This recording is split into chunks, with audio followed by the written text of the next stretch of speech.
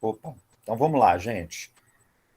Então, o ponto que nós paramos na semana passada, portanto, é esse ponto aí em que a gente ia comentar sobre aquele que seria o segundo princípio organizador do governo representativo, esse segundo princípio que caracteriza o governo representativo. Esse segundo princípio diz o seguinte, está dizendo aí o Bernard Manin, os representantes conservam uma independência parcial diante das preferências dos eleitores. Então, gente, o que significa isso? Né? Então, os representantes eles mantêm um certo grau de independência em suas decisões. Significa o seguinte: no governo representativo, na forma de governo representativo, como ele se configurou na modernidade, os representantes eles não são como procuradores dos seus eleitores, né? Naquele sentido de que eles têm que fazer estritamente aquilo que os eleitores desejam, né? Estritamente aquilo que eles receberam uma procuração para realizar, tá certo? Então, o governo representativo, a ideia da representação política que é construída na modernidade, portanto, ela não é aquilo que a gente costuma chamar dos mandatos imperativos.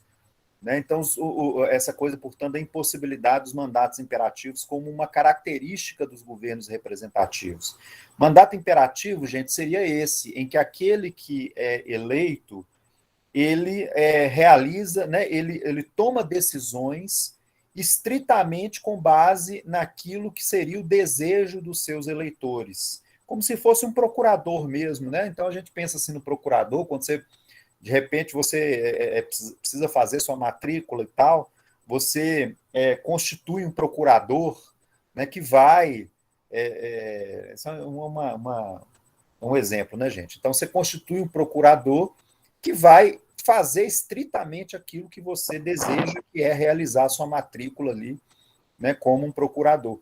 Não é essa concepção que se tem da representação política na modernidade. Tá? Então, o representante político, ele não é visto meramente como um procurador que vai pura e simplesmente agir de acordo com aquilo que aqueles que o elegeram desejam. Tá? É uma concepção diferente, na verdade. Houve, gente, sobre esse tema, houve um grande debate ao longo do século XVIII, sobretudo. Um dos principais pensadores que escreveu sobre isso foi um político e pensador inglês chamado Edmund Burke, né? E ele foi um dos principais defensores dessa ideia de representação política que nós temos contemporaneamente, em que os mandatos não são imperativos, em que há uma independência parcial dos representantes políticos em relação aos representados. E qual que era o argumento forte que o Edmund Burke utilizava, gente, né, para defender esse posicionamento? O Burke ele vai dizer que aqueles que são eleitos, eles devem construir as suas ideias e as suas decisões com base no conhecimento privilegiado que eles terão ao entrar na Assembleia, ao entrar no Parlamento, e com base nos debates, né, que esses representantes travarão com os outros deputados na Assembleia. Então, um pouco a ideia do Burke é o seguinte: o deputado, né, ele, por ser um profissional da política, por ser alguém que vive a política, ele vai ter acesso a determinadas informações, né, ele vai ter acesso a um debate mais amplo que os seus eleitores comuns não têm. E, portanto, o deputado ele tem condições, a partir do acesso à informação e do acesso ao debate, de construir uma decisão muito mais informada, muito mais racional do que a maioria dos eleitores comuns que não têm acesso à informação como ele tem, né, que não tem acesso aos debates públicos, né? Então, o representante ele tem a condição de construir uma decisão muito mais informada, muito mais racional do que a maioria dos eleitores comuns, por ter acesso, né, a informações que o eleitor comum não tem. Então, o Burke ele se faz algumas perguntas e algumas considerações. Né? Ele vai dizer o seguinte: olha, Tá, então, um deputado, por exemplo, que se elege com base numa determinada ideia, com base numa determinada questão que os seus eleitores locais desejam, né? Mas, uma vez eleito, uma vez que ele está no parlamento, ele tem acesso a determinadas informações que mostram para ele que, se ele fizer de acordo com aquilo que os seus eleitores desejam, de que isso vai ser pior para a sociedade como um todo, né? De que, se ele tomar essa determinada decisão, isso vai ter consequências negativas para a sociedade como um todo. O deputado, nessa condição, ele deveria continuar sendo fiel àquilo que era o desejo dos seus eleitores, mesmo ele sabendo que isso pode levar, né, a consequências muito negativas para a sociedade como um todo. O Burke vai dizer não. O deputado, ele tem que ser, não significa que ele não simplesmente vai largar de mão a opinião dos seus eleitores, né? Não se trata disso, até porque, como nós sabemos, todo político ele deseja a reeleição, então ele tem que sempre, de certa maneira, dialogar com aqueles que são seus eleitores, mas, né, o representante político, ele tem que utilizar dessa sua possibilidade de acesso a informações para poder tomar decisões mais esclarecidas, decisões mais informadas. Então, portanto, o que se constrói na modernidade é essa ideia da representação política, em que sempre há um certo distanciamento entre o representante e o representado. E o que o Burke está dizendo aqui, gente, é que isso não é necessariamente ruim, tá? É até uma questão que a gente estava conversando na aula passada, né, de que isso é uma espécie de... porque esse certo distanciamento entre representantes e representados, ele sempre será ele sempre será motivo de mal-estar nos governos representativos, né? Porque sempre há, muitas vezes, um certo desconforto com esse distanciamento entre representantes e representados, né? Às vezes, esse sentimento de que os representantes estão muito distantes dos representados, da população, da sociedade. Isso se abre a partir da própria ideia da representação política, está na própria natureza da ideia de representação política, como ela é construída na modernidade, tá certo? Porque ela envolve isso, né, de que os representantes, eles têm uma certa autonomia, uma certa independência em relação a seus eleitores. E o que o Burke vai mostrar e vai defender fortemente, e essa vai se tornar uma ideia hegemônica a partir do século XVIII, né, de que isso não é necessariamente ruim. Uma certa independência do representante, ela é importante para que ele possa, inclusive, tomar decisões mais informadas, né, decisões mais esclarecidas, mais racionais, do que se ele pura e simplesmente obedecesse o imperativo dos seus eleitores, né? E aceitasse, então, um mandato imperativo em que ele seria pura e simplesmente um procurador dos desejos dos seus eleitores, tá? Mas não foi isso que se construiu na modernidade. Aí vejam bem, né, gente? É claro que isso foi motivo de muito debate. Eu estou comentando com vocês aqui o Burke, né? Porque é até interessante isso, porque a nossa primeira ideia, né, do senso comum vem logo aquela ideia do mandato imperativo, né? Ou seja, de que o deputado, uma vez eleito, ele deve pura e simplesmente seguir as ordens dos seus eleitores. Mas a ideia da representação política, como ela é construída a partir do século XVIII, não era essa a ideia, né? Então, o único mecanismo de influência dos eleitores sobre seus representantes devia ser o direito de não os reeleger. Então, exatamente pelo fato de que o deputado, o político de maneira geral, ele quer se reeleger, ele terá sempre algum grau de contato com seus eleitores, né? Em um grau de procurar satisfazer os desejos dos seus eleitores, mas sempre mantendo uma certa independência, né? Então, não é uma forma indireta de soberania popular. O governo representativo nunca foi um sistema em que os eleitos têm a obrigação de realizar a vontade dos seus eleitores. Então, essa, gente, nunca foi a ideia do governo representativo, tá? O governo representativo, ele criou a própria ideia de representação política.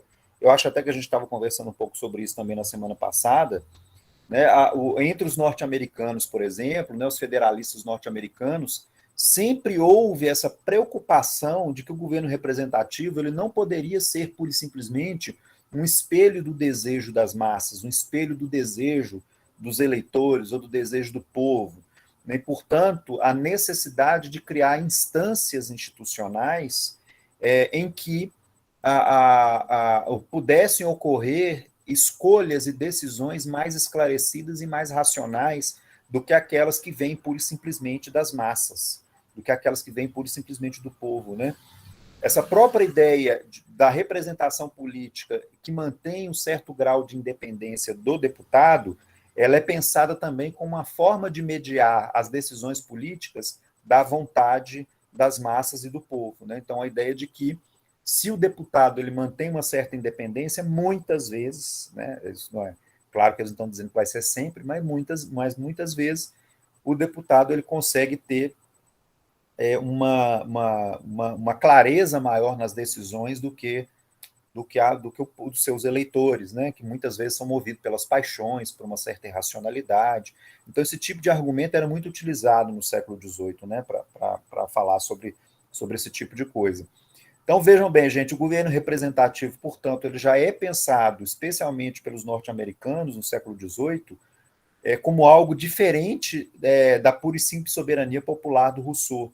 Né? Então, vejam bem, não é a ideia de que o povo tem que se expressar diretamente através da democracia, mas é a ideia de que o povo é soberano através das instâncias democráticas, né? E para isso se realizam as eleições, em que as maiorias elas legitimam as decisões, elas legitimam aquilo que o governo faz por via eleitoral, né? E, portanto, de forma indireta.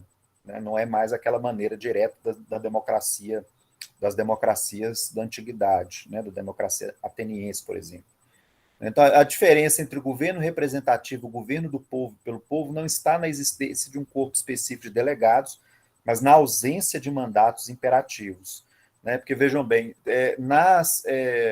na democracia ateniense, por exemplo, nós falamos aqui, né, no caso, por exemplo, quando se escolhiam magistrados, né, então, quer dizer, haviam formas de escolha, que eram principalmente através de sorteio e tal. Mas um magistrado, ele não é considerado um representante do povo que vai tomar decisões, né, com base também na sua autonomia e tal.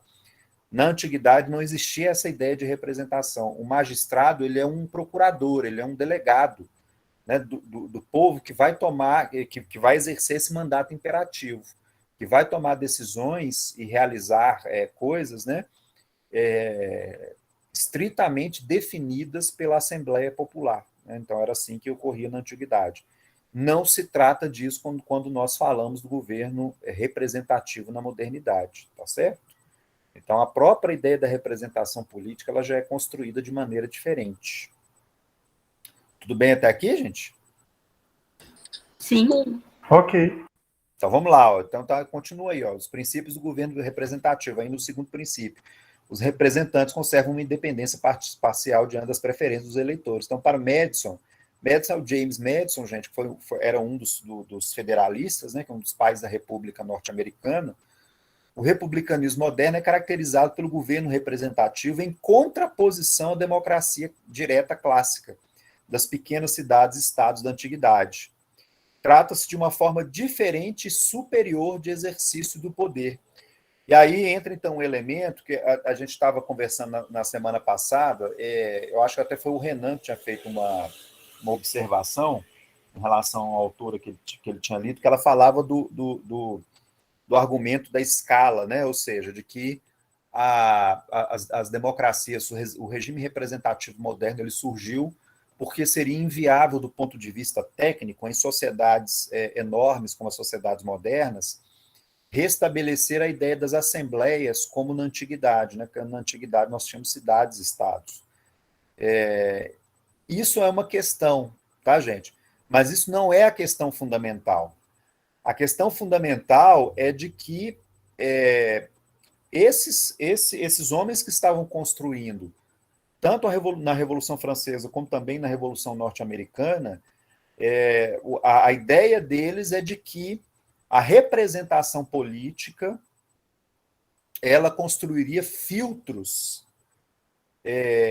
entre as decisões políticas e a vontade do povo e a vontade da população, né? Porque eles temiam que a vontade do povo ela fosse muitas vezes irracional, ela fosse opressora, né? E daí toda uma discussão que o próprio James Madison tem nos federalistas de evitar aquilo que ele chamava da tirania da maioria, né? Ou seja, um povo que deseja muito fortemente uma determinada coisa e que impõe isso sobre o Estado, sobre o governo, e a partir disso oprime as minorias, né, a tal ponto de impedir a própria condição de existência das minorias.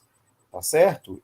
Isso seria um grande problema na visão dos norte-americanos. É interessante, gente, porque isso, uma das coisas que, como nós vamos conversar, e isso passa a ser uma das questões definidoras mesmo da democracia contemporânea, né, que como vai lembrar o Robert Dahl, o fato de que a democracia contemporânea, embora ela funcione através do recurso do recurso ao método das maiorias, né, que seria então você colocar maiorias para votar, a democracia contemporânea ela tem esse elemento que é também seu definidor de que ela, ao mesmo tempo, busca preservar os direitos das minorias. Então, quer dizer, ela utiliza dos critérios de maioria para tomar determinadas decisões, mas esses critérios de maioria, eles não podem pura e simplesmente negar os direitos das minorias, né? Negar que as minorias possam também ser representadas politicamente e ter os seus direitos assegurados pelas instituições do Estado, tá? Então, isso vai ser uma das grandes preocupações, por exemplo, dos federalistas norte-americanos. O Madison é isso.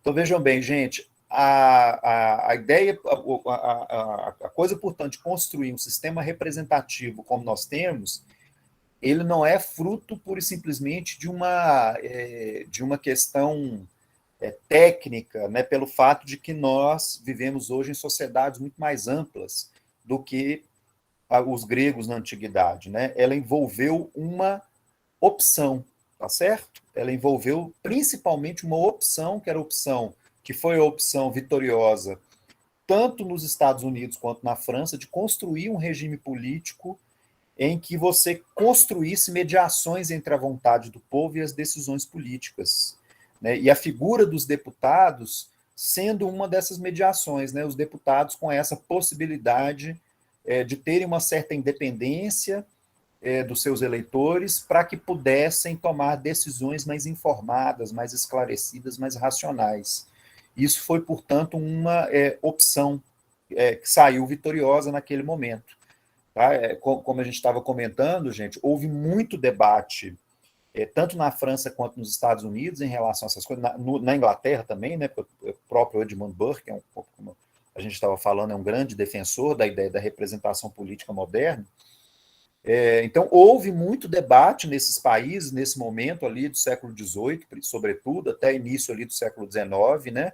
Mas a opção que sai vitoriosa nesses países e que nós recebemos hoje como herança é essa concepção da representação política como nós temos hoje, em que os representantes eles conservam uma certa independência.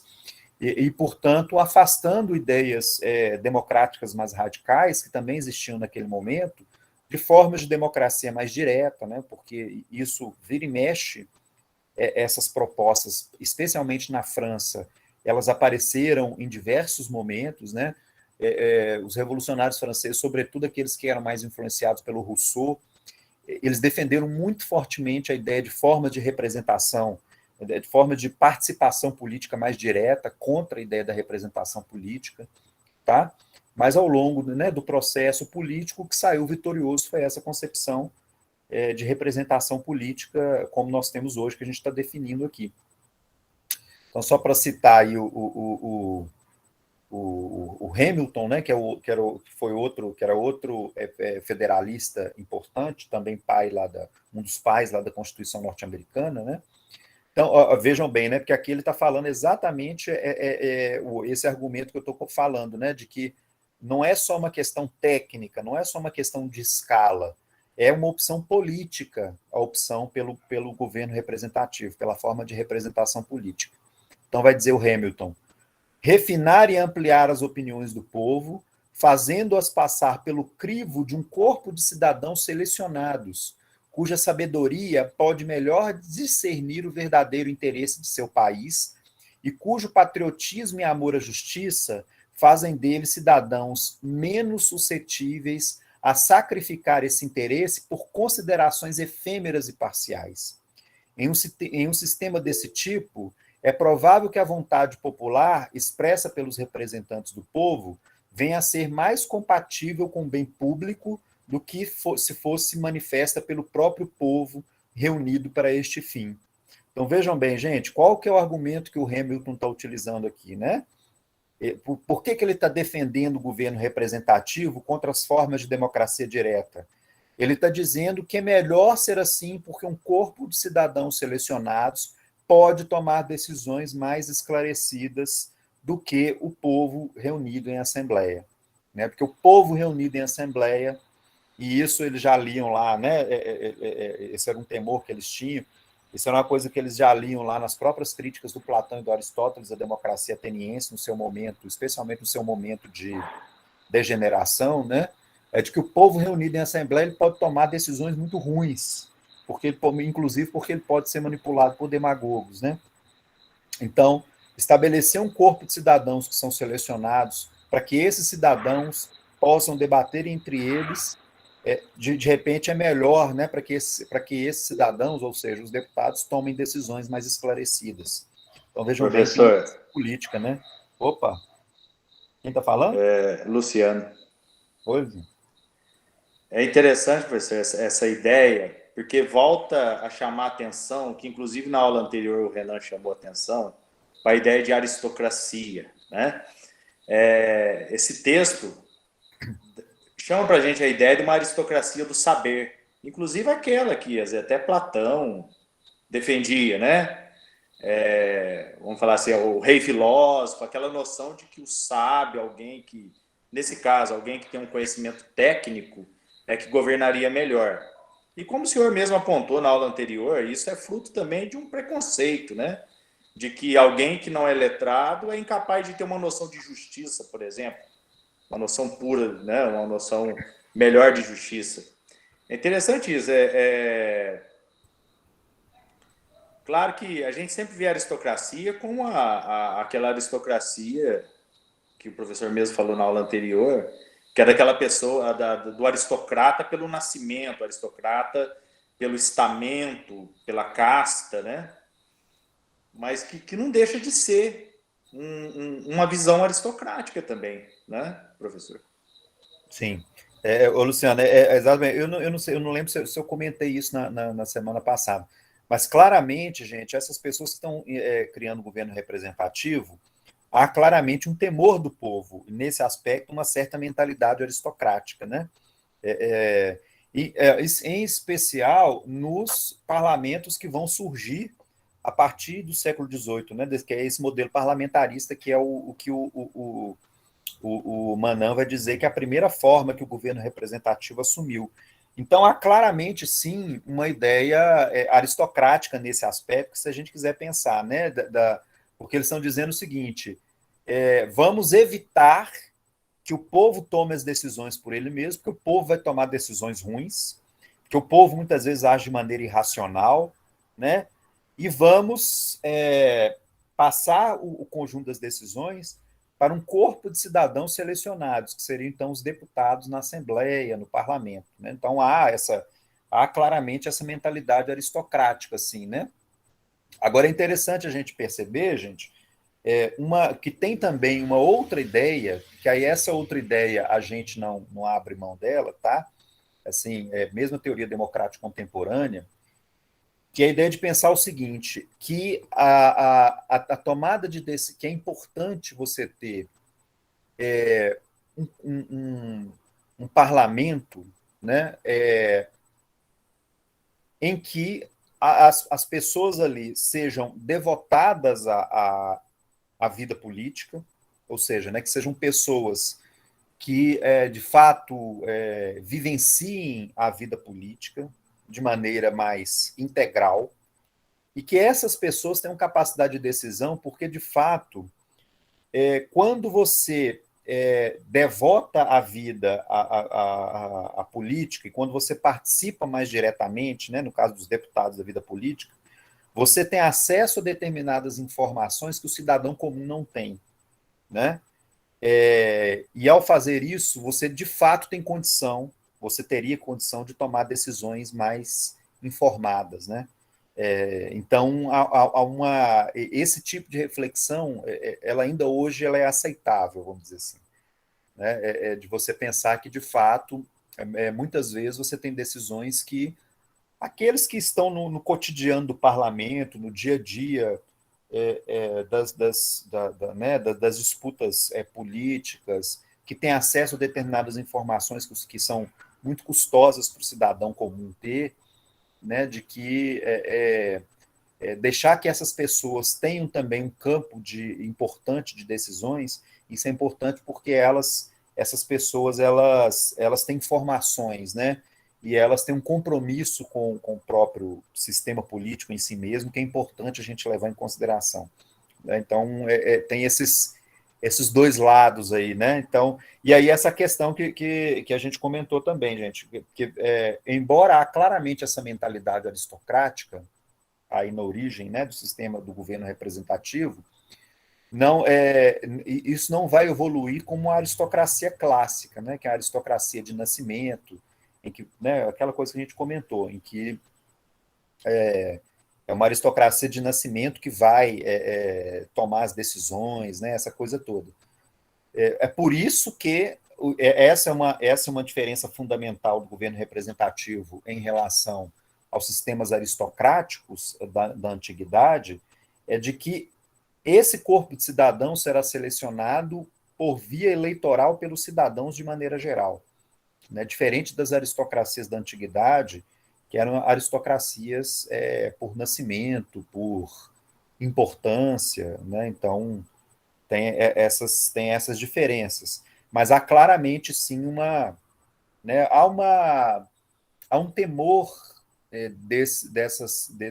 desses construtores da República Norte-Americana, da República Francesa, há um temor de uma participação direta do povo, né? De um regime político em que o povo tenha uma capacidade maior de decidir o tempo inteiro, né? E a construção do governo representativo, especialmente nesse primeiro momento em que ele vai se dar nessa forma parlamentar, né, desse parlamentarismo do século XVIII, há uma série de instâncias para tentar barrar, de certa maneira, uma participação mais direta do povo, tá?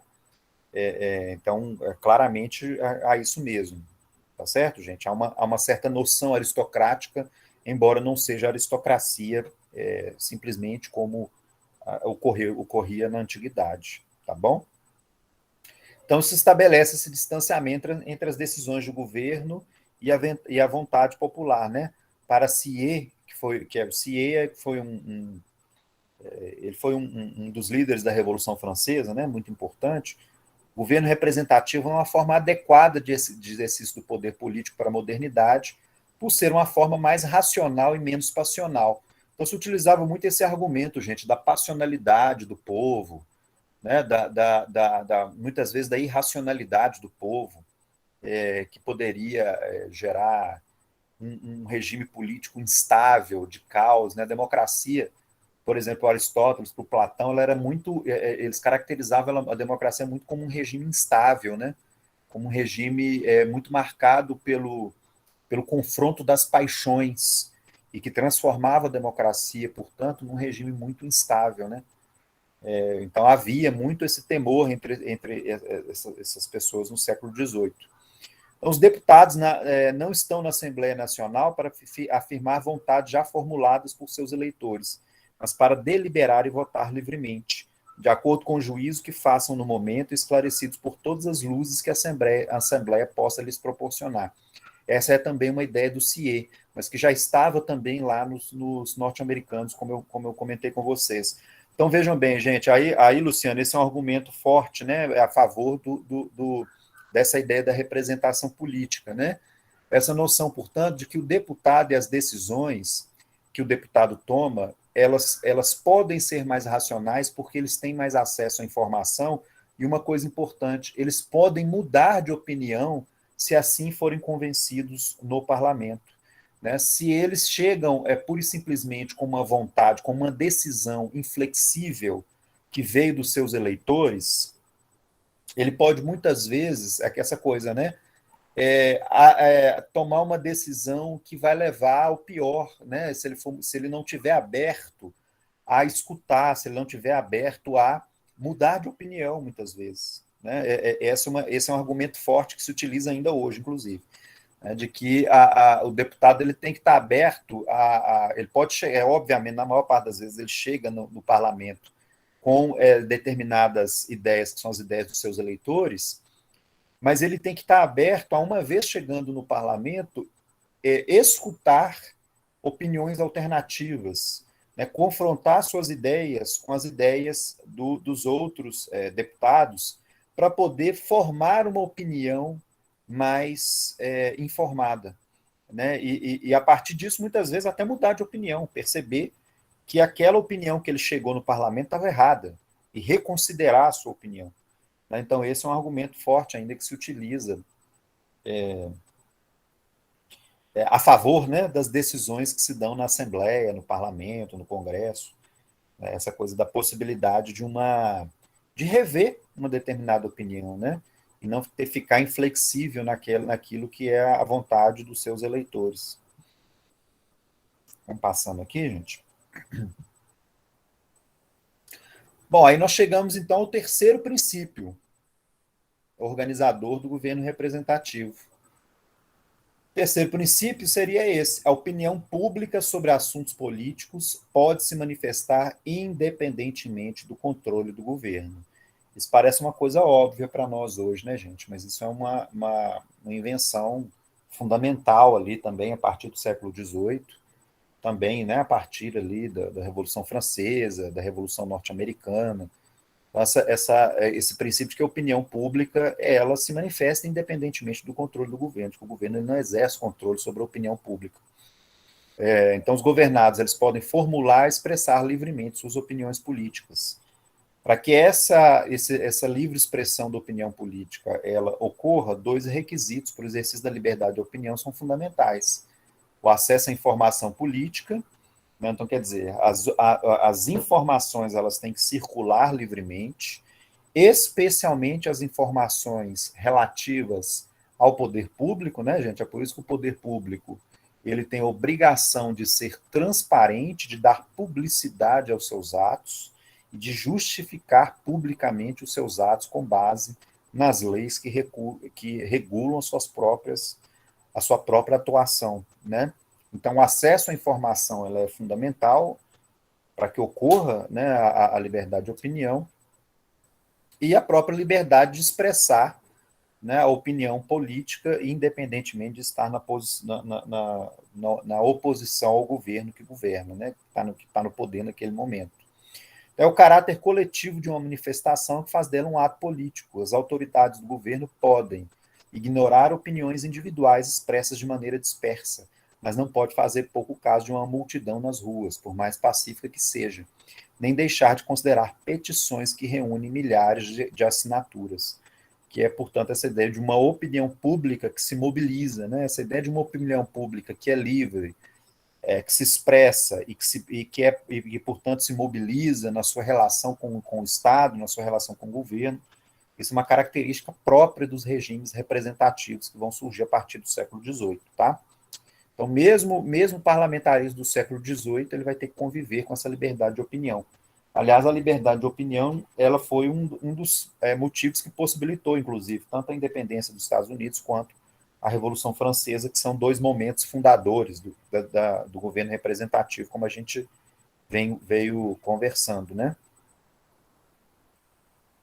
Então, ainda continuando, né, com esse terceiro princípio, a opinião pública voz coletiva do povo que, sem ter valor impositivo, sempre pode se manifestar independentemente do controle do governo.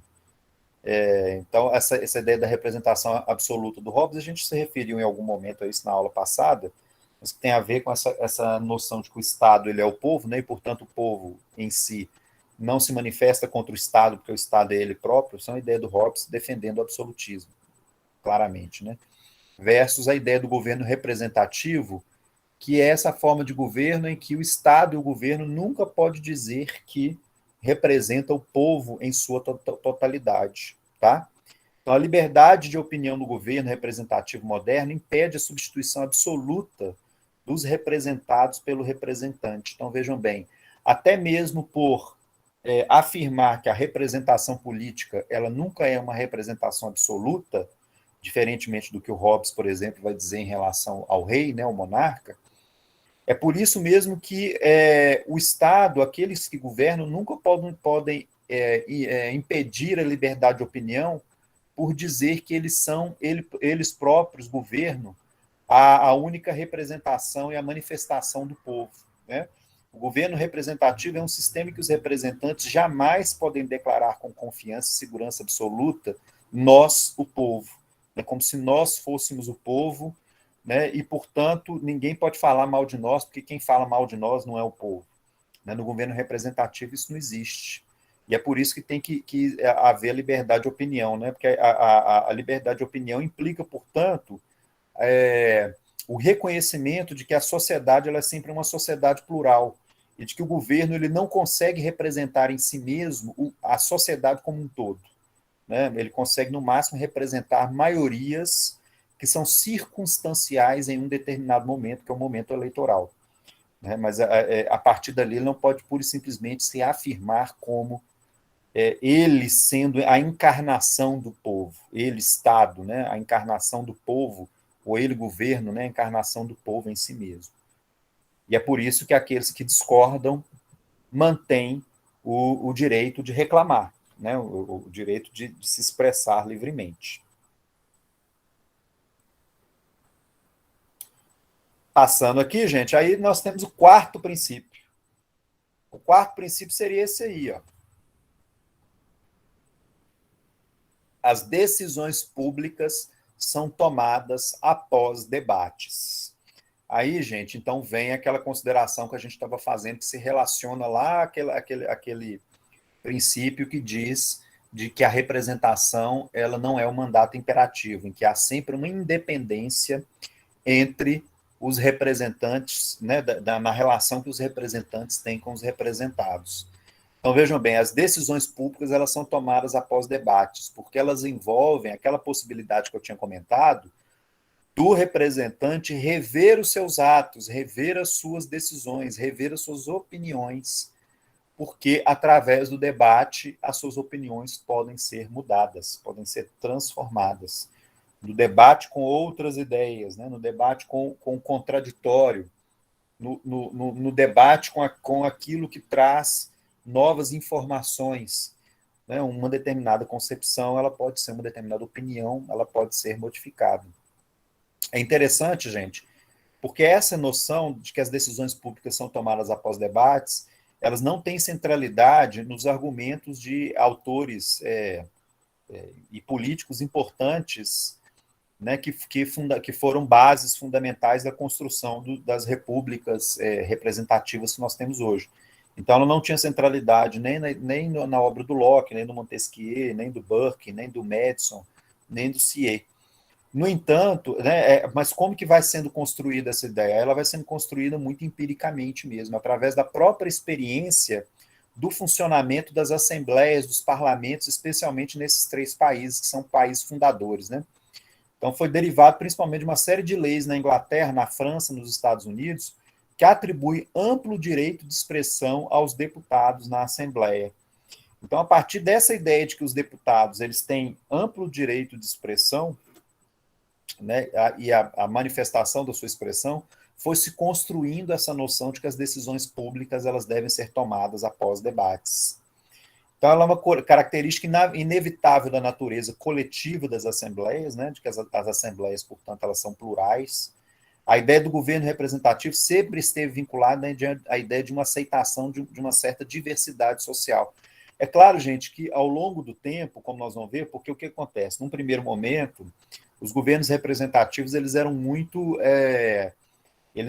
homogêneos do ponto de vista da origem social, embora não fossem homogêneos do ponto de vista geográfico, né, de atender a pessoas da nação como um todo. Mas essa ideia da diversidade, de que a diversidade de ideias ela é importante, essa noção ela faz parte desde a origem do próprio governo representativo. É claro que ao longo do tempo, com o fato de que foi sendo aceito a participação política dos mais pobres, né, do povo, da classe trabalhadora e tal, depois das mulheres, né, e assim por diante, essa noção da diversidade ela vai se tornando cada vez mais importante.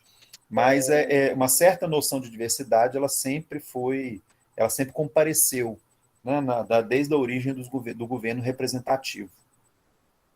Então, o princípio da igualdade política, a igualdade das vontades, faz com que haja necessidade de construção de consensos, que torna o debate a forma legítima de interação entre os representantes.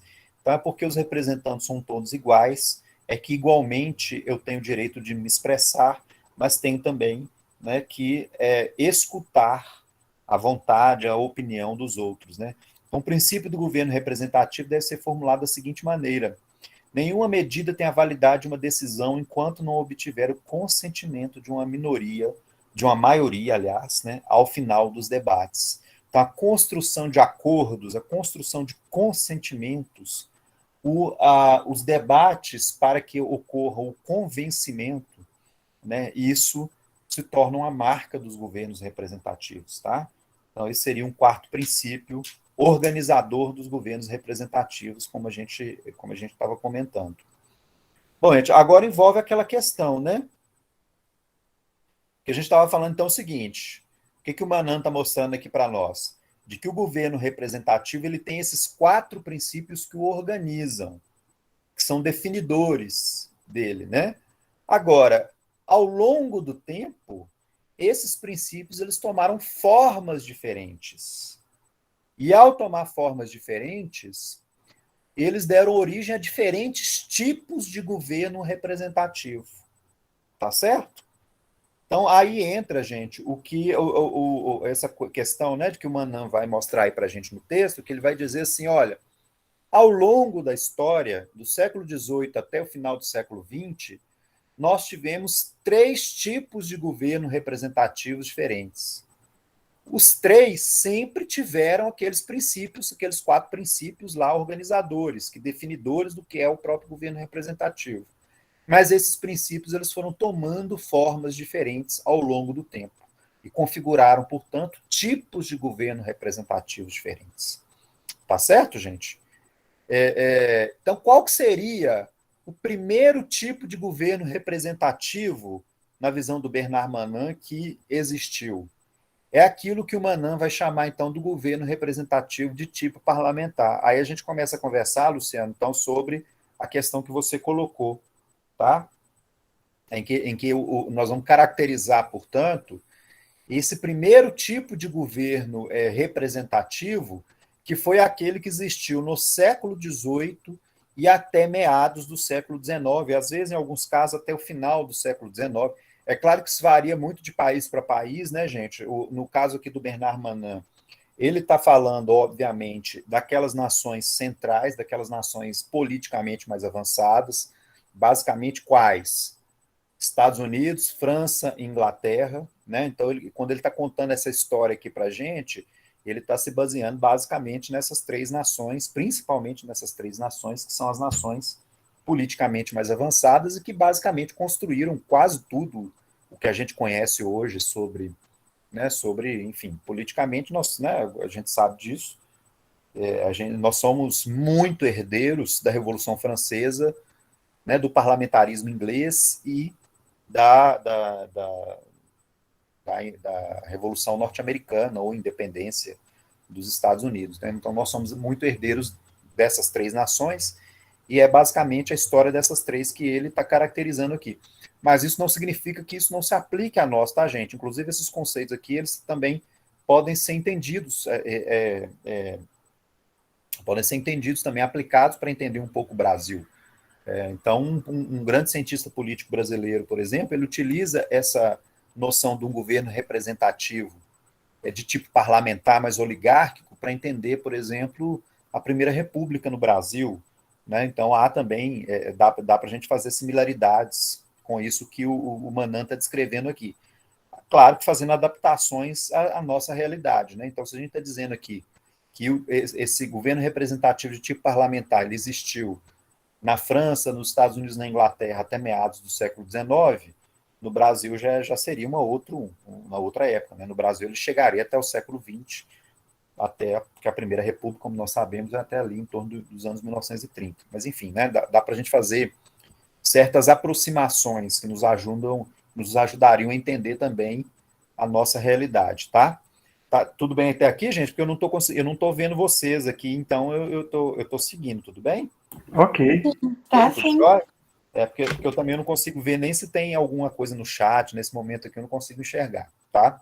Aí qualquer coisa vocês vão comentando aí, interrompendo, vão falando. Então, esse primeiro tipo seria, portanto, o tipo parlamentar, né? Falou, então, do governo representativo do tipo parlamentar, gente, é lembrar dos parlamentos europeus do século e norte-americanos do século XVIII até meados do século XIX. Que aí sim, gente, eram parlamentos aristocráticos, né, que conviviam com uma realidade daquele voto censitário, né? No semestre passado, quem fez lá o primeiro período até vai lembrar. A gente fez essa discussão sobre o voto censitário, a passagem do sufrágio universal, né? Então, essa aqui seria a primeira forma do governo representativo em que a participação política ela é ainda muito limitada. E a própria participação eleitoral ela é também bastante limitada, né? E isso constrói um tipo de governo representativo com características próprias. Então, como que se organizavam aqueles princípios que são definidores do governo representativo nesse primeiro tipo de governo, que é o governo de tipo parlamentar? Então, primeiro aspecto, a eleição dos representantes pelos governados. Aí já tem uma característica, né, de cara que tem a ver com isso que nós falamos. Uma democracia em menor escala, né, democracia entre aspas aí, né, em menor escala, que é aquela que vai vigorar até a primeira metade do século XIX. Por quê? Porque não há uma participação de uma ampla camada da sociedade. Né? Então, existiam lá os chamados votos censitários, normalmente regulado por renda, por acesso à educação formal, né? E isso em si já traz uma série de consequências do funcionamento do sistema político. Né? São momentos em que há pressões imensas para a expansão do sufrágio e da incorporação do proletariado no sistema representativo. O século XIX, né, gente, na Europa, ele é marcado por intensas revoltas sociais, várias delas reivindicando o direito à participação política da classe trabalhadora, né, porque o que nós temos nesse momento é um sistema representativo em que esse setor da sociedade está excluído da participação política, né? As eleições elas eram um meio de conduzir ao governo indivíduos que gozavam da confiança de seus concidadãos. Então normalmente é isso, né? Você tinha uma eleição que era limitada, os eleitores eles eram em si mesmos parte de uma aristocracia, e essa aristocracia elegia os seus melhores, né? Aqueles que gozavam da confiança dos seus concidadãos. Então pessoas consideradas ilustradas, né, pessoas consideradas lideranças naturais, né, havia muito essa ideia, então, da própria construção do homem público como alguém especial e alguém, portanto, que necessita de tempo, de dinheiro para se construir como uma liderança pública, tá certo, gente? Então, havia muito essa coisa de famílias aristocráticas com grande tradição política, em que os seus herdeiros eram, desde criança, construídos, né, na arte da oratória, na filosofia, na literatura, na política, né, como alguém que vai ser construído para ser uma liderança política. Então, todo o histórico de famílias que, ao longo de muito tempo, permaneciam na vida pública, contendo representantes no parlamento, desde não sei quantas gerações. Isso é essa coisa que nós falamos. Isso, inclusive, no Brasil, isso também aconteceu, na Primeira República, lá no Império, inclusive aqui em Minas, havia muito essa tradição de famílias políticas tradicionais, em que várias gerações dessas famílias, das famílias políticas mais importantes de Minas Gerais, que se sucediam no parlamento, e sempre com essa noção de que desde criança ali, se a pessoa nasceu naquela família, ela vai ser educada e vai ter acesso, então, à educação especial para se construir como um homem público. Então, vejam bem, esse tipo de concepção desse homem público, que é alguém especial, que é alguém de confiança da comunidade, que é alguém que foi construído, você necessita de dinheiro e de tempo para isso, coisa que, obviamente, as classes trabalhadoras não dispunham, nem de tempo, nem de dinheiro, para se construir como homens públicos. Então, essa ideia de que você constrói um homem público como alguém especial, então, você envolve essa rede de relacionamentos, da proximidade física entre o representante e o representado, porque normalmente essas lideranças elas são locais, elas têm o voto do seu município, na maior parte das vezes, ou da sua região. Havia muito, como nós sabemos, gente, bom, não sei se você sabe, mas enfim, era muito comum, até o fins do século XIX, os sistemas eleitorais eram basicamente distritais, ou seja, o cidadão ele escolhe o seu representante dentro do seu distrito eleitoral, então havia essa proximidade física entre o representante e o representado. Nesse sentido de que você tem o voto distrital, no voto distrital normalmente que é um tipo de eleição majoritária, Então você tinha lá de repente 2 ou 3 candidatos em um determinado distrito e você, aquele que é mais votado naquele distrito, ele ganha, então não há a ideia de proporcionalidade, como nós temos hoje com a coisa dos votos proporcionais. Então é eleito para ser o deputado daquela região, daquele distrito eleitoral, Mesmo no Brasil era assim também. No século XIX, até adentrando na Primeira República, também existia essa coisa do voto distrital. Então, essa noção da notoriedade social, então é alguém que tem a confiança, que é alguém que tem, que é alguém de destaque na sociedade, uma deferência advinda da personalidade do candidato, que é considerado alguém especial, e tudo.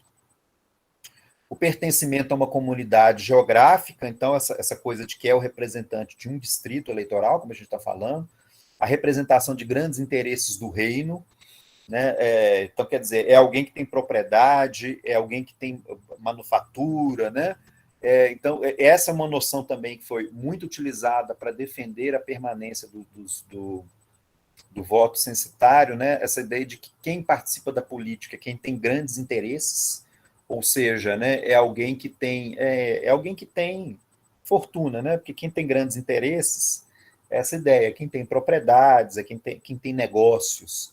Então, quem tem negócio tem grandes interesses, e quem tem grandes interesses é que deve participar politicamente. Uma coisa importante aí, gente, nesse governo representativo de tipo parlamentar, ele ocorre sem a mediação de partidos políticos ou outras instituições representativas. Os partidos políticos, não é que eles não existam, eles até existem, mas eles têm pouquíssima importância. O que importa muito mais aqui é a notoriedade do indivíduo, tá? É a especialidade do indivíduo, então, quer dizer, é o reconhecimento de que esse sujeito é alguém especial, é bem formado, tem uma boa origem social. É isso que importa. Os partidos políticos, eles praticamente não têm importância nesse tipo de representação parlamentar. Então, o deputado, quando ele se elege, ele não se elege como alguém que é representante do partido político, ele se elege ele próprio, como alguém com as suas próprias características. Tá? Vamos passando aqui?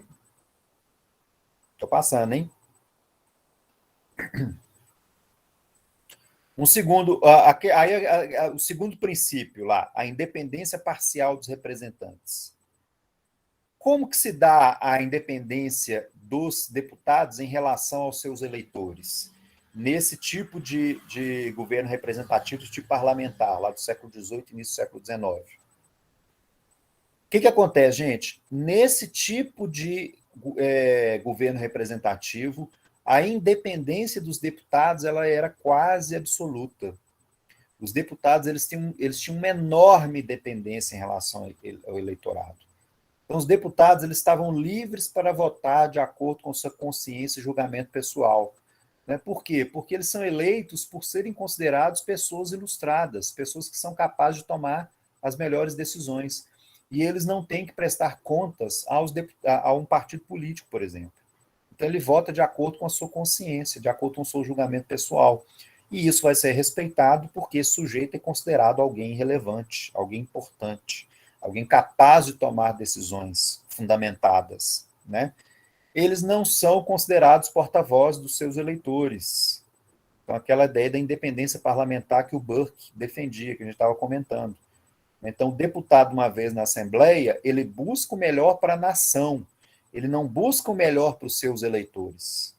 Não se trata disso. Né? Uma vez que ele entrou na Câmara, na Assembleia, ele está livre para pensar, para tomar uma opinião que ele acha que é o melhor para todos, e não apenas aquilo que é melhor para os seus eleitores.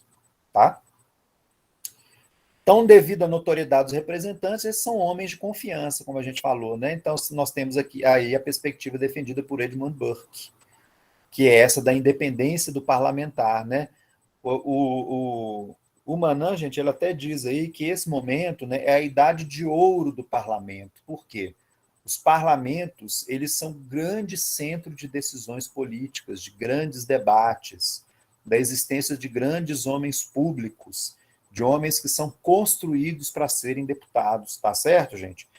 Então, se você pega lá, você vai pesquisar lá os discursos, né? Até no Brasil mesmo, você vai pesquisar lá os discursos que esses homens públicos faziam, né, no parlamento nesse momento, você vai ver lá discursos belíssimos, né? Porque eram pessoas que viviam para aquilo ali a vida inteira, então pessoas que estudaram, foram formadas para viver aquilo ali, né? Então há uma ideia de uma aristocracia do homem público, né, de pessoas públicas altamente preparadas para participar do parlamento. Né? E o parlamento ele é esse espaço fundamental das decisões políticas, em que os grandes debates nacionais ocorrem, né? E, portanto, é o espaço em que está habitado por grandes homens que dominam a oratória, né? Que dominam a filosofia, o conhecimento político, a literatura, né? Então são capazes de fazer grandes discursos, tá certo? Então, você vai pegar os debates, mesmo aqui no Brasil, né? Eram debates considerados de altíssimo nível, né? De pessoas consideradas muito ilustradas, especialmente numa sociedade como a brasileira, por exemplo, em que a imensa maioria da população era iletrada. Né? Aqueles que eram letrados eram talhados para participar do parlamento, da vida pública e tal. Então, o deputado que vota unicamente em função de suas convicções pessoais e não compromissos assumidos fora do parlamento. Então, são esses deputados que têm no parlamento. Então, vejam bem, gente, o parlamento, até por isso que o Manan está dizendo que nesse momento o parlamento ele é a idade de ouro do parlamento, né? Porque a própria opinião do parlamentar, aquilo que o deputado vai defender e vai votar, é construído dentro dos debates no próprio parlamento. Não tem nada externo ao parlamento em que o deputado tem que prestar contas. Tá certo?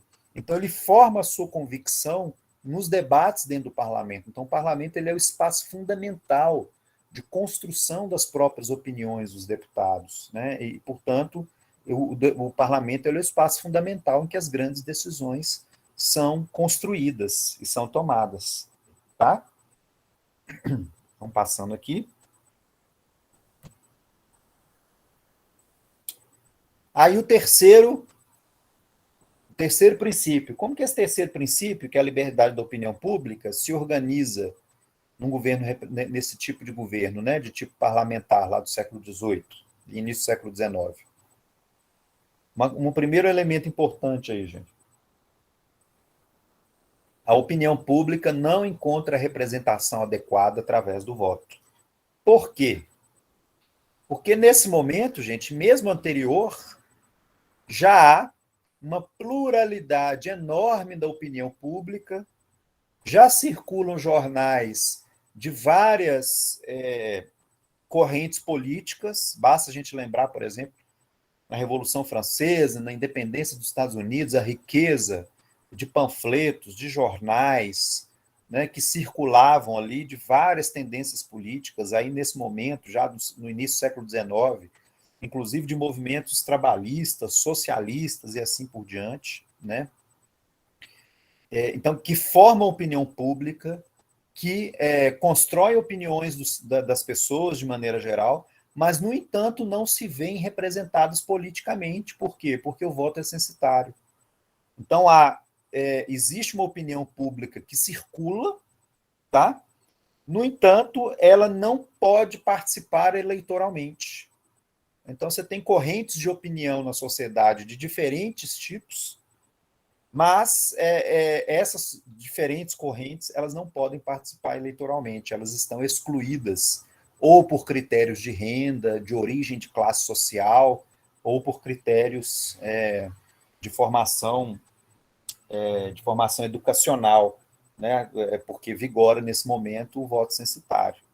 A estrutura fundamental dessa configuração aparece de modo mais evidente quando a voz da multidão do lado de fora do parlamento expressa preocupações que não repercutem do lado de dentro.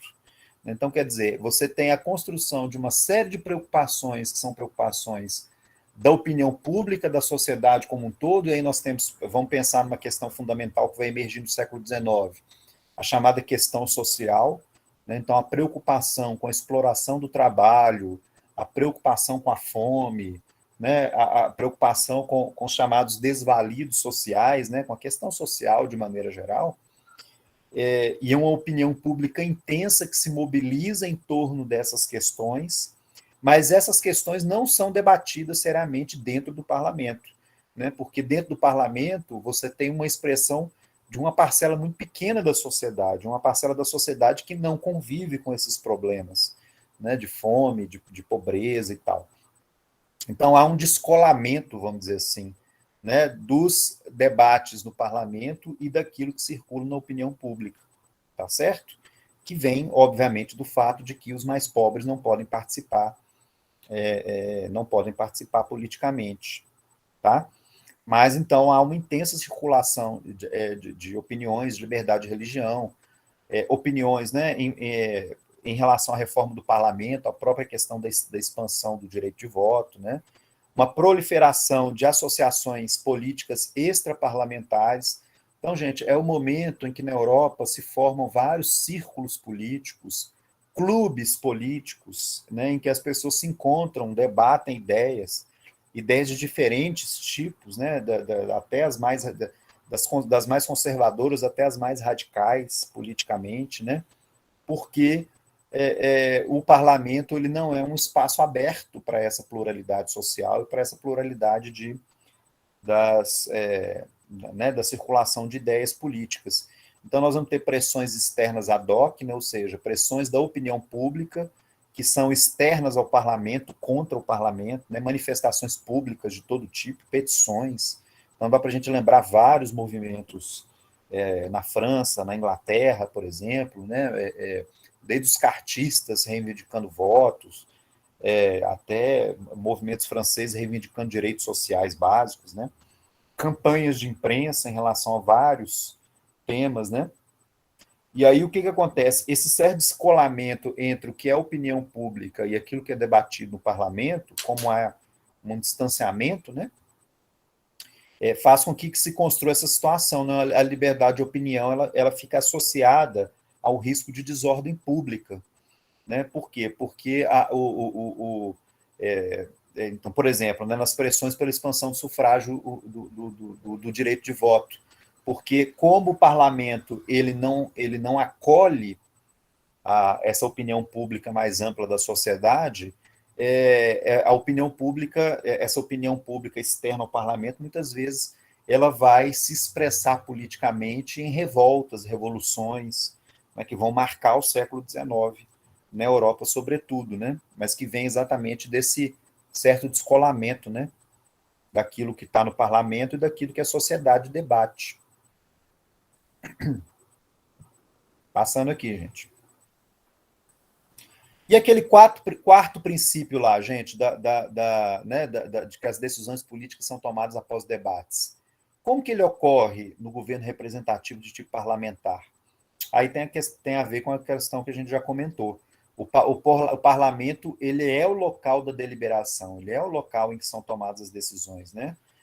A definição das posições, das opiniões ali, né, das decisões, elas se dão mediante as discussões. O parlamento, ele é o lugar da troca de argumentos, em que se busca o consentimento, o acordo, né, que é alcançado muitas vezes através das regras de maioria. Então, quer dizer, é claro que as regras de maioria, ou seja, a votação, ela é utilizada, né, mas a votação ela só é utilizada após amplo uso da palavra e do discurso dentro do parlamento. O objetivo primeiro do parlamento é construir opiniões esclarecidas, construir construir uma vontade iluminada, iluminista, organizada do deputado, né, em relação a um determinado tema. Só então depois amplo debate em que você vai tentando construir consentimento, só após isso é que se recorre ao voto para a escolha de uma determinada decisão contra uma outra decisão, né? Mas antes do elemento do voto, da regra da maioria, né, como a gente costuma chamar, há um amplo chamado à discussão, ao debate, né, ao uso da palavra, tá? Então, na Inglaterra, durante a primeira metade do século XIX, predominava a crença de que os deputados deviam votar de acordo com as convicções que tivessem formado por intermédio do debate parlamentar e não em função das decisões previamente adotadas, tá? Que é a grande defesa do Edmund Burke, que a gente comentou aqui, que o Burke, a grande defesa dele, que é o quê, né? De que, por isso que o deputado, ele tem que ter autonomia em relação ao seu eleitor, porque ele vai formar a sua opinião no parlamento, a partir dos debates em que ele vai se esclarecendo sobre o tema, em que ele recebe esclarecimento sobre o tema, né, em que ele vai se tornando mais informado sobre um determinado tema, e só aí ele pode, então, construir a sua convicção, tá?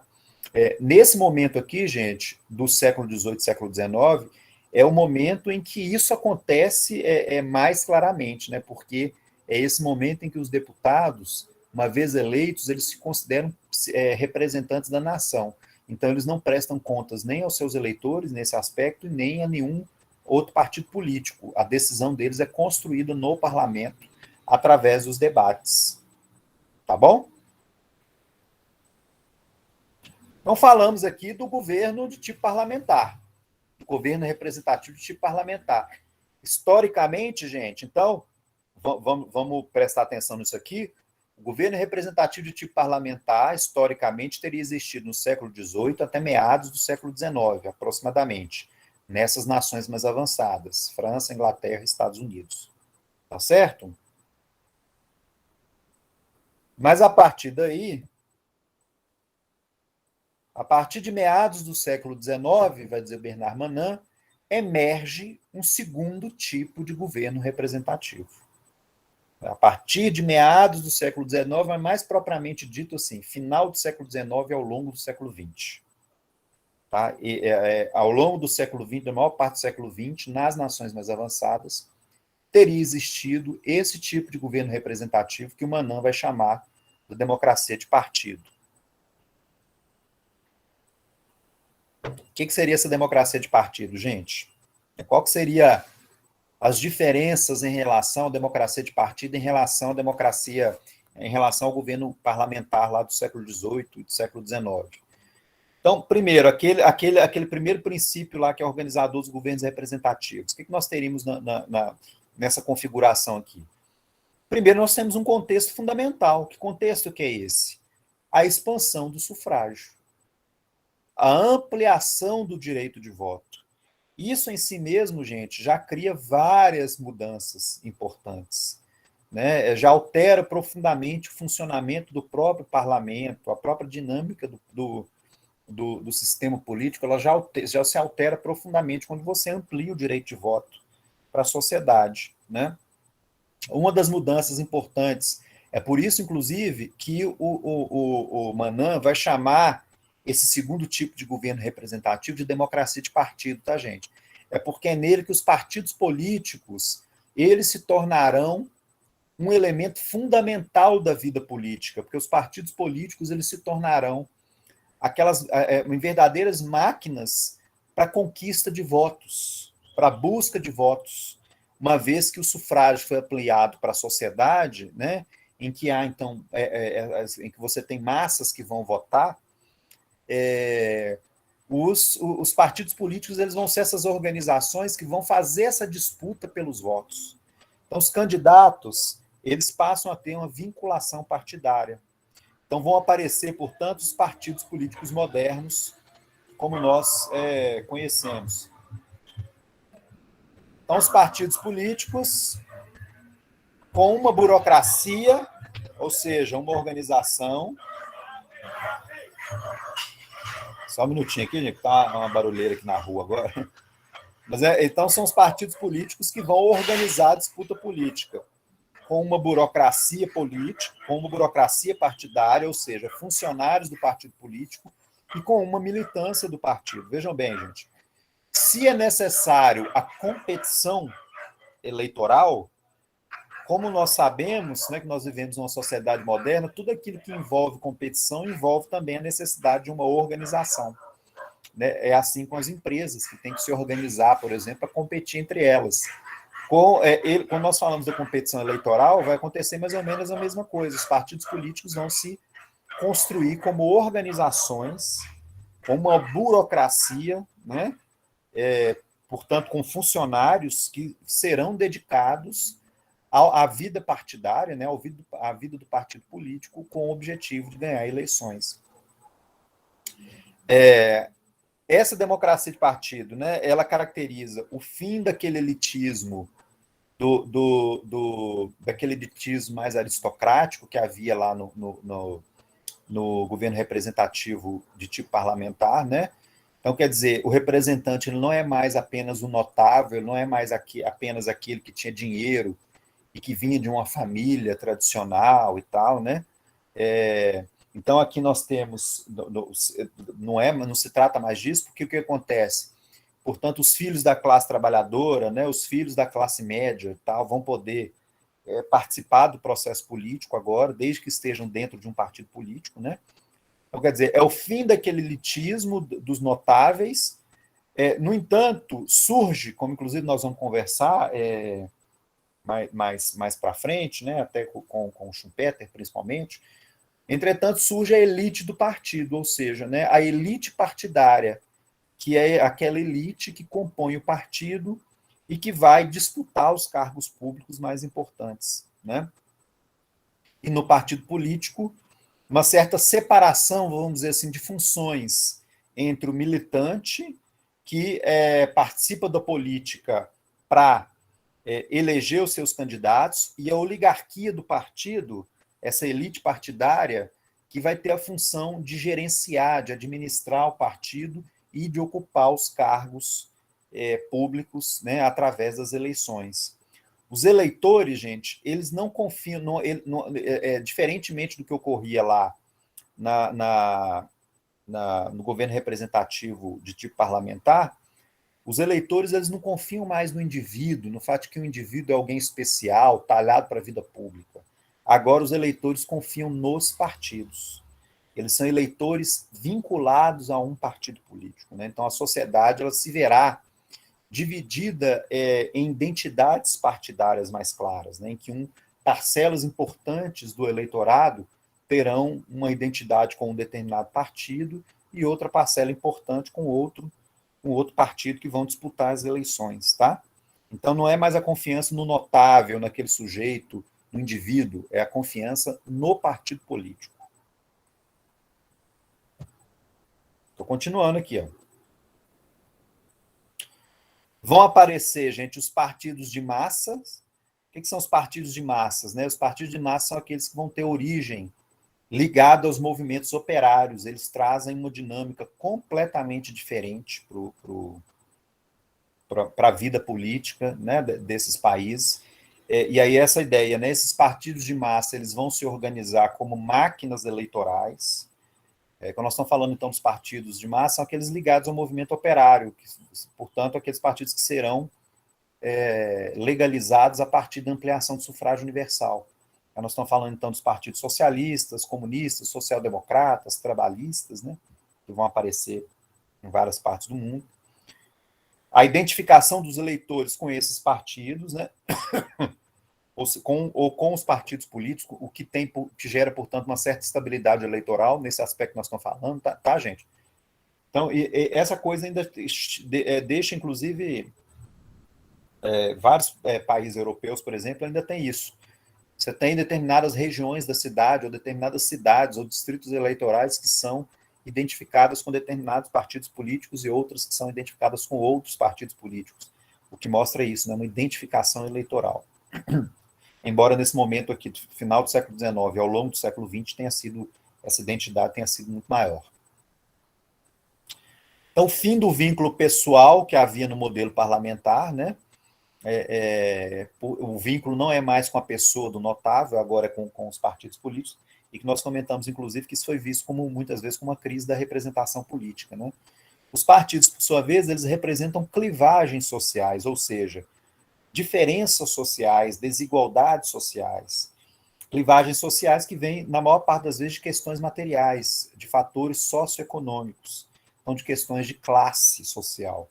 Então, os partidos de esquerda, claramente representantes da classe trabalhadora, os partidos de centro-direita, né, e tal, representantes de uma classe média, né, dos mais abastados. Então, essas clivagens organizando muito bem as disputas eleitorais. Então, os conflitos sociais, eles adentram o parlamento, então aquela questão social que nós falamos, que ao longo do século XVIII e boa parte do século XIX ficou fora do parlamento, ela entra para dentro do parlamento. Então, aqui nós não temos mais os debates, né, aqueles debates em que o deputado forma suas convicções ali nos debates e tal, porque nós temos conflitos que são mais abertos, conflitos que vêm das clivagens sociais, das origens de classe, né? A presença das elites que tem a ver com as elites partidárias, que a gente já até comentou, né? Os partidos que têm que ter ativismo, capacidade de organização, partidos que são organizações que estruturam internamente para selecionar determinados quadros, né? Vamos passando aqui, gente. Aquele segundo princípio lá, a independência parcial dos representantes. Como que isso acontece aqui na democracia de partido? Os representantes, eles não são mais livres para votar de acordo com sua consciência e julgamento. Por exemplo, nós falamos aqui que os deputados no século XVIII, eles formavam a sua opinião dentro do parlamento. Isso não vai acontecer aqui mais. Por quê? Porque os partidos políticos disciplinarão os seus deputados. O deputado ele já entra no parlamento defendendo uma determinada concepção, que é a concepção defendida pelo seu partido. Eles estão presos a uma disciplina partidária. Eles estão presos à decisão das elites partidárias, daquilo que o líder partidário define. E aí a exigência da disciplina partidária nas votações. Então, isso, gente, hoje ainda a gente vê, tá? A gente vê muito claramente. Você pode pegar as votações para vários temas e tal, você vai ver que os partidos, tem vários partidos, bom, é claro que tem partidos mais ao centro que são muito indisciplinados, mas normalmente os partidos que mais, no espectro ideológico, mais de um lado ou do outro, né? Então, por exemplo, os partidos de esquerda e tal, eles são muito disciplinados no sentido assim, de que tem um determinado tema, aquilo que a elite partidária definiu, eles vão votar todo mundo daquele jeito ali. Então, mesmo que o sujeito quisesse, de repente, votar de maneira diferente, ele vai se manter fiel ao partido. Então, o partido político, ele se torna o centro de formação das opiniões, das decisões, mais importante do que o próprio parlamento, tá? Então, o parlamento é um instrumento de avaliação e registro da força relativa dos interesses sociais em luta, porque há uma internalização do conflito social dentro do próprio parlamento, né? E as posições partidárias, elas vão refletir isso. Então, o princípio da conciliação política, as coalizões, né? O governo, nos partidos majoritários vão ter que fazer coalizões partidárias e tal, o cumprimento relativo do programa do partido, né? Então, o programa partidário ele vai ser definidor, né, daquilo que o partido político, daquilo que vai ser a atuação do partido político no governo e no parlamento. Tudo bem, gente? Eu estou passando aqui, ó. E aquele terceiro princípio? Tranquilo? Então, estou passando aqui, ó. E aquele terceiro princípio, como que se dá a liberdade da opinião pública nessa democracia de partido? Aí vai dizer o Manan, e ele vai mostrar para a gente, olha, os partidos políticos, eles organizam a opinião pública. Os partidos políticos, eles estão envolvidos com as manifestações de rua, com as petições, nas campanhas pelos jornais. Os partidos políticos organizam as associações. Os órgãos de imprensa são ligados muito claramente aos partidos políticos, tá certo, gente? Então, vejam bem, os partidos políticos, especialmente os partidos de massa, na Europa, né, do final do século XIX, ao longo do século XX, elas são aquilo que a gente chama assim, de organizações totais, elas organizam, até era muito comum, gente, na Europa, até o time de futebol que o cara torcia era normalmente ter identidade com um partido político ou outro, sabe? Então, assim, você tem identidades muito profundas que são vinculadas a isso. Então, elas são organizações totais, no sentido de que a pessoa que é apoiador daquele partido político, ela tem uma série de espaços da vida social dela que estão relacionados ao partido político. Então, é a pessoa que está no sindicato, o sindicato que faz festas, que tem associações, clubes que o sujeito frequenta, né? E essas coisas todas estão vinculadas a um determinado posicionamento político, vinculadas a um determinado partido político. Então, o jornal que a pessoa lê é o jornal que expressa as opiniões daquele partido, tá? Então, quer dizer, você tem toda uma vida social que é organizada em função, né, dessa vida política mais ampla, tá? Então, essa ideia, portanto, de uma imprensa politicamente orientada. Todo mundo sabe quais são os órgãos de imprensa de determinado partido político, né? Então, quando você lê um órgão de imprensa, você sabe que aquele órgão de imprensa é do partido político tal, e assim por diante, né? Que envolve, portanto, visões de mundo que se cristalizam, né? Que são muito assentadas, né? Que organizam, muitas vezes, a vida política das pessoas. Então, pouca adesão a pontos de vista contrários, né? Uma coincidência entre as clivagens da opinião pública e as clivagens eleitorais, né? Então, quer dizer, normalmente as pessoas que leem aqueles mesmos jornais e tal vão votar mais ou menos igual, né? Um pouco essa coisa. Então, essa ideia que eu estou passando para vocês, né, de que os partidos políticos eram, portanto, associações integradoras, integravam a vida do sujeito como um todo, né? Os cidadãos comuns, eles encontram nos partidos e suas organizações uma forma de se expressar, né? Esse cidadão comum, né, da classe trabalhadora que até ali, né, meados do século XIX, não podia participar politicamente. Agora é interessante, essa coisa de que você tem opiniões muito cristalizadas e circulando, né, em determinados meios de comunicação próprios dos partidos políticos, não expressa uma violação do princípio da independência da opinião pública do governo, né, no seguinte sentido, que o governo, o Estado em si mesmo, ele não vai controlar os órgãos de imprensa e nem vai se basear única e exclusivamente no órgão de imprensa que está vinculado ao seu partido político para governar, né? Uma vez do governo, o governo ele mantém uma certa, isso que a gente chama de um decoro, né? De um certo distanciamento em relação às disputas mais amplas. Então, quer dizer, a opinião pública, ela circula livremente, né? Então, não é porque determinado partido político está no governo que ele vai, pura e simplesmente, fechar os órgãos de imprensa e, né, do partido político que é o seu adversário, não é assim que funciona. Vão passando aqui, gente? Né? Professor, opa! Eu achei curioso nessa questão específica, quando a gente enxerga um pouco a situação do Brasil, esse papel que a imprensa passa a ter na democracia de partido, né, de também ser porta-voz da plataforma partidária, através de uma imprensa de opinião, como é que a imprensa brasileira, né, assim, por exemplo, a lógica da formação da imprensa era representar lá na democracia, no modelo parlamentar, a opinião pública, né? Então, para você representar a opinião pública, você tinha que ter uma imprensa atuante no sentido de investigar, escarafunchar, né, as relações de poder ali. E como é que essa imprensa de opinião ela fica hegemônica, e no caso específico do Brasil, o quanto isso pode ser danoso para...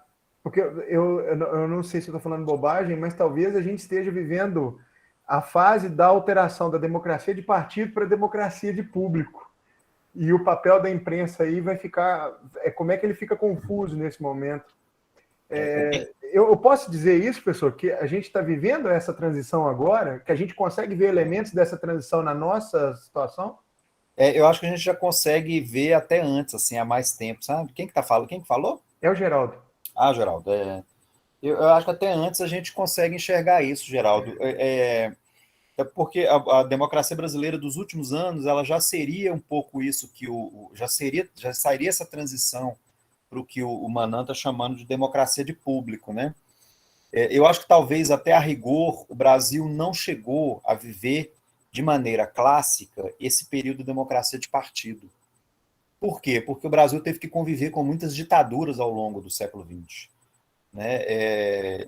Então, assim, esse modelo da democracia de partido, o Brasil ele viveu, vamos dizer assim, mais alguns elementos, a gente até consegue identificar alguns elementos, né, e tudo assim, mas quando a democracia de partido ela aparece no Brasil, que seria então com a redemocratização, a partir ali dos anos 80, e que inclusive aparece um partido de massa no Brasil, que foi o PT, né, que é o primeiro partido nesse modelo do partido de massa europeu, que é aquele partido, né, que surge vinculado aos sindicatos, que organiza milhões de militantes e tal.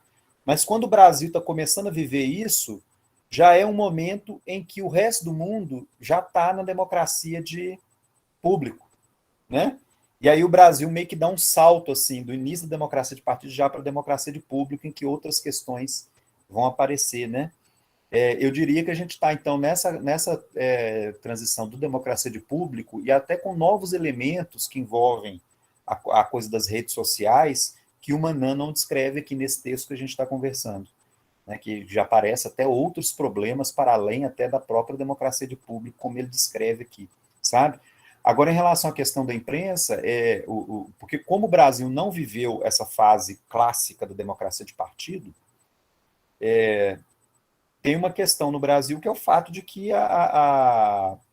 assim, vamos dizer assim, a mídia, né, ela nunca foi tão plural, né? Na verdade, ela é muito... a mídia brasileira, a grande mídia brasileira sempre foi de grandes conglomerados empresariais que compartilham de uma determinada visão de mundo, que eles defendem nos seus editoriais, né, e defendem a partir dos seus interesses, que são interesses econômicos, né, e tal. Veja bem, e não é que isso não seja legítimo, isso é legítimo, tá? Então, existem grupos econômicos que defendem os seus interesses, inclusive através da imprensa, e isso numa democracia isso é legítimo. O problema é você ter apenas esse grupo, né? Porque em outros países é isso, a coisa sempre foi muito mais plural, né? Sempre foi muito mais... Sempre teve uma variedade muito maior de meios de comunicação, de grupos, né, de comunicação e tal. Então, acho que esse é um pouco o problema, né, no Brasil. Essa é um pouco a nossa realidade, sabe? Mas eu acho que é um pouco isso, Geraldo. Esse período assim, da democracia de partido, o Brasil não viveu de maneira clássica como aconteceu na Europa, porque, especialmente a coisa das ditaduras, né, ele foi impedindo assim, o Brasil de transitar por esse período, né? No momento em que você estava no auge assim, dessas coisas na Europa, nos Estados Unidos, o Brasil estava tendo alguma ditadura, né? Então... Entendi. Eu fiquei pensando também, professor, não sei se eu posso utilizar essa abordagem de que essa dualidade da construção da nossa cidadania, que ora é estadania ao invés de cidadania, né? Essa ocupação de espaços de poder dentro do Estado, acaba gerando uma situação na qual que fragilizou a democracia de partido, no sentido de que qualquer cara, qualquer indivíduo alçado à posição de poder, imediatamente isso está dito inclusive no texto do Manan, mas qualquer indivíduo alçado à condição de poder, ele imediatamente altera o status social dele. E essa alteração do status social, de uma certa forma, compromete a atuação dele em torno das causas populares ali na sequência. Eu pensei que talvez isso pudesse ser uma das questões que a gente poderia elencar como fragilizadoras aí da democracia de partido no Brasil. Geraldo, em relação ao Brasil, a gente até poderia pensar mais, mas é interessante que, do ponto de vista, por exemplo, na Europa, por paradoxal que pareça, isso, na verdade, fortaleceu a democracia. Tá? Você está dizendo assim, né? Então, por exemplo, um sujeito que vem da classe trabalhadora, ele é de um partido de esquerda, né? Normalmente era assim que acontecia. E aí o sujeito, como ele é uma liderança partidária, ele na competição eleitoral, ele alça um cargo importante, e a partir dali ele se torna, o status social dele muda, porque ele passa a ter acesso a bens e a uma posição de poder que o tornam diferente da classe social da qual ele veio, né? Agora, é interessante que a democracia europeia, as democracias europeias, elas se consolidaram quando isso aconteceu. Tá? Por quê?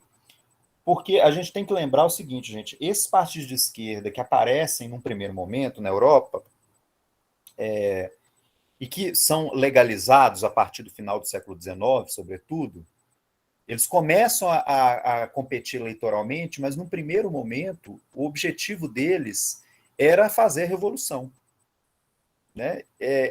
O compromisso deles com a democracia no primeiro momento é um compromisso muito frágil, porque esses partidos socialistas, né, todos que aparecem, o objetivo deles era fazer a revolução. Eles aparecem assim, eles aparecem eles acreditam de maneira geral na importância do sufrágio, né, mas como uma forma da classe trabalhadora se fortalecer para poder fazer a revolução, derrubar o sistema, né?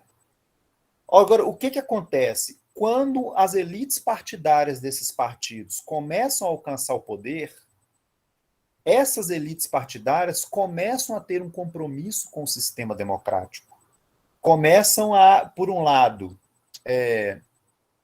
se aproveitar das benesses que o acesso ao Estado permite, né? E, por outro lado, utilizar o Estado para alcançar benefícios para a própria classe trabalhadora, sem necessariamente ter que romper com o sistema. É o que a gente chama assim na ciência política, que foi um período importante nas democracias europeias, que é o período de absorção dos partidos de esquerda na democracia. E as democracias como nós conhecemos hoje, elas só se consolidam de fato quando os partidos de esquerda, liderados por essas elites partidárias, aceitam o jogo democrático em troca de benefícios sociais, de serviços sociais para a classe trabalhadora. E aí aceitam fazer essa aliança de compromisso com as elites dos outros partidos políticos, com elites empresariais de outros setores da sociedade. Né? É um compromisso que é o seguinte, olha, então nós vamos aceitar a democracia, vamos conviver com isso aí. Né? Em troca, a gente oferece alguns serviços públicos, uma melhoria de vida para a população e tal, né? Porque quando elas entram num primeiro momento, né, não era essa a questão, tá? Então, Geraldo, na verdade, isso que você está falando, assim, ele é até um elemento, na verdade, que na Europa ele serviu para consolidar a democracia. Alguém tinha comentado uma coisa aí? Alguém? Eu, professor Luciano. Opa! É que na resposta que o professor deu ao Geraldo, ficou parecendo assim que esses políticos de esquerda começaram a se conformar com uma social-democracia depois que tiveram acesso ao poder, né? Mas eu queria entender isso, porque, assim, essa tendência ao reformismo, essa tendência ao querer negociar com o capital, essa tendência ao... a galinha enche o papo de grão em grão, ou seja, de direito em direito, nós vamos construindo uma sociedade socialista, né? Que é o reformismo, que inclusive muito denunciado na Segunda Internacional, não é verdade? Exato. Não seria, então, no caso, as tendências ao reformismo, que aí sim fizeram com que esses políticos se integrassem ao poder, né?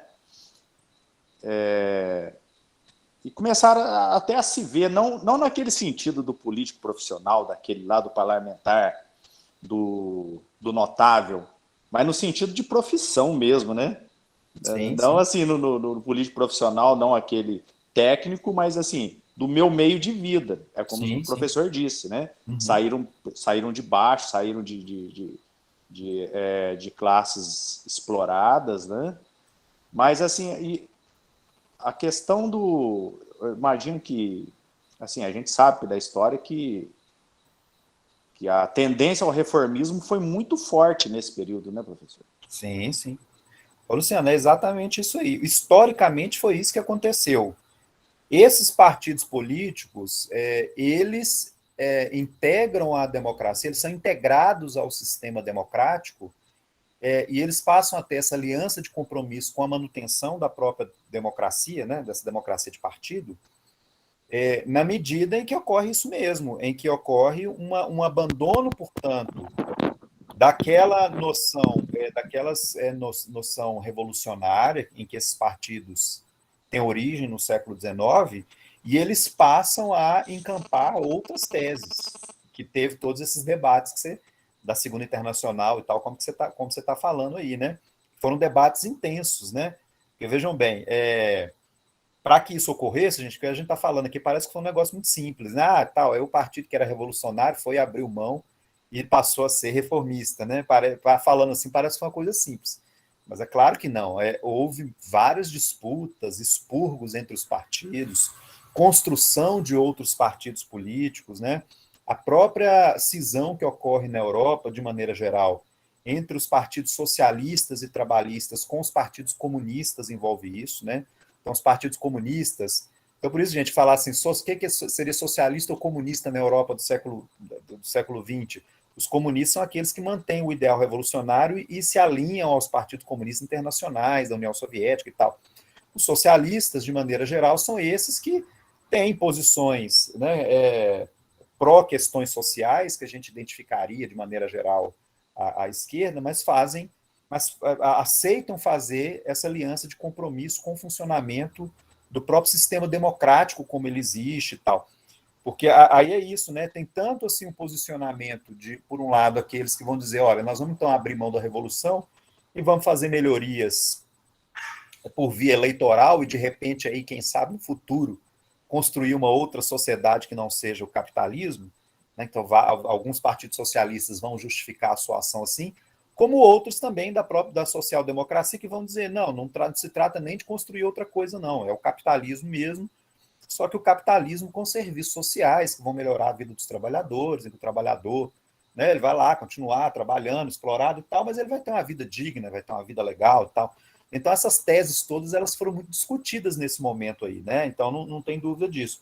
Agora essa questão, essa integração que foi o que ocorreu de maneira geral com os partidos de massa de esquerda na Europa Ocidental, ela foi permitida a partir da aliança de compromissos que essas elites partidárias fizeram com o próprio sistema, né, que envolve, portanto, isso. Olha, nós vamos então fazer um compromisso com o funcionamento da democracia, com o sistema como ele está, né, e vamos melhorar a vida das pessoas aí com algumas políticas sociais, né, com reconhecimento de direitos sociais, a construção do estado de bem-estar social na Europa, né, que teve muito essa origem, tá certo?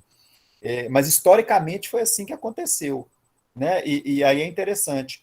A democracia ela se consolida quando esses partidos políticos abandonam a ideia revolucionária e passam a ter essa noção de um compromisso com o sistema. Tá?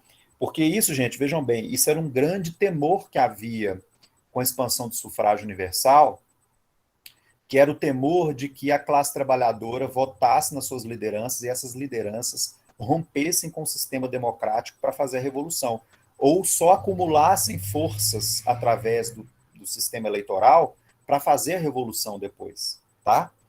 E não foi isso que aconteceu historicamente. O que aconteceu historicamente é que essas lideranças desses partidos, num determinado momento, né, abriram mão da ideia revolucionária e passaram a ter um compromisso com a democracia. Com isso, as democracias se consolidaram. É isso que é interessante a gente observar. Aí aqui, gente, eu não estou fazendo um juízo, assim, nem o Manan também está fazendo isso, de que isso foi bom ou se foi ruim, tá certo? A questão é, historicamente foi isso que aconteceu, tá? Então essa aqui é uma questão importante a gente aqui lembrar. E aí, Geraldo, você até comentou do conceito de cidadania, que é um conceito assim, às vezes o Zé Murilo trabalha com esse conceito, né? Outros autores também, mas eu tenho um pouco, algumas desconfianças em relação a essa coisa, que é o seguinte, a ideia de cidadania, né, claro que não dá para ser aquele cidadão que é o cidadão que é dependente de um Estado autoritário, né, e tal, que a ideia de cidadania, ela envolve um pouco isso, assim, do sujeito que tem uma relação, de certa maneira, de dependência em relação ao Estado, né.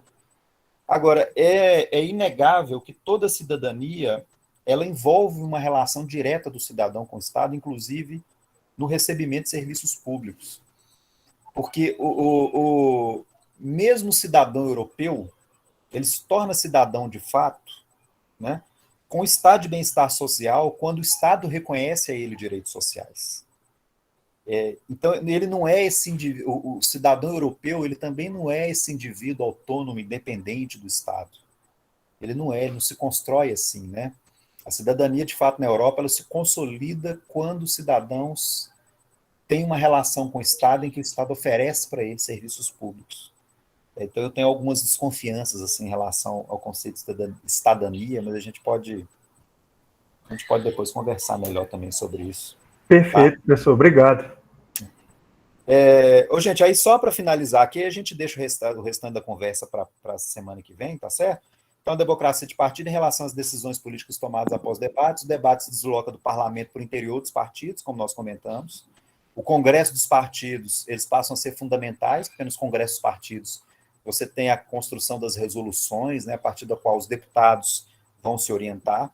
A ideia do neocorporativismo é importante aí, né? Ou seja, instituições do Estado em que a classe trabalhadora participa junto com empresários e tal, isso aí já tem a ver com essa aliança de acordos entre as elites parlamentares, né, desses partidos de massa com as elites de outros partidos, inclusive com as elites empresariais, tá? As discussões nos parlamentos servem apenas para marcar a posição, então os debates, eles são debates basicamente em que o deputado de um partido vai demarcar sua posição contra o deputado do partido adversário, né? E a posição sobre as políticas, elas são definidas fora do parlamento, porque elas são debatidas pelos deputados no interior do seu partido com as lideranças partidárias. Então, há um deslocamento, né, gente, aí, as posições, as decisões mais importantes e a opinião dos deputados, elas não são formadas mais no interior do parlamento, elas são formadas no interior dos partidos políticos que orientam o posicionamento dos deputados em função dos diferentes temas, tá? Então, tem um pouco essa questão. Tudo bem, gente? Sim. Tranquilo. Tranquilo? Paramos por aqui por hoje. Aí, então, na próxima aula, então, continuamos e encerramos esse texto. Aí, inclusive, gente, vocês vão repassando o olho aí, dúvidas que apareceram, questões, né, que vocês foram colocando. Até o pessoal que fez as perguntas hoje também, o Luciano, o Geraldo, se quiser retomar essas questões também na aula que vem, aí a gente retoma, tá bom? Todo mundo também que ficou caladinho aí também, dá uma repassada no texto aí, o que ainda tiver de informação que queira conversar, a gente retoma na aula que vem. Tudo bem? Eu vou interromper a gravação aqui.